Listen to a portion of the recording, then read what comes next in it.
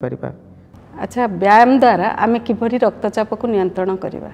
देखा जाइछि जे आमे रेगुलर एक्सरसाइज व्यायाम करिया द्वारा हमर ब्लड प्रेशर नियंत्रित होई थाए। तो केते ब्लड आमे व्यायाम करिया दरकार, को प्रकार व्यायाम करिया दरकार? सप्ताह को मिनिमम 150 मिनिट बा दिन को 30 मिनिट व्यायाम करिया दरकार। तो को प्रकार व्यायाम करिबा?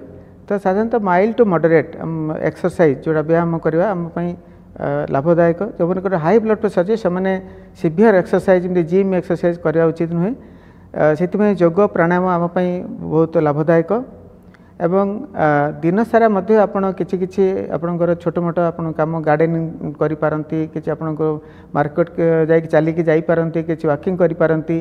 तो छोट छोट एक्सरसाइज मध्य आम शरीर भल एवं ताहा मध्य ब्लड प्रेशर कंट्रोल ले हेल्प करे। रक्तचाप नियंत्रण करिया पई हमर जीवनशैली रो कोन सब परिवर्तन करबा आवश्यक? जीवनशैली निश्चित भाव में आमर ब्लड प्रेशर उपर तार प्रभाव पड़ी थाए। जीवनशैली गोटे मुख्य है जे आमर मेदबहुलता आम जो ओबेसिटी जो होची, तो ओबेसिटी होवा द्वारा देखा जाइए ब्लड प्रेशर बढ़ी बढ़ी चले। ब्लड प्रेशर बढ़ी बढ़ी जावा द्वारा आमर किडनी डैमेज हुए। तेणु आपणकर बयस अनुपात आपणकर ओजन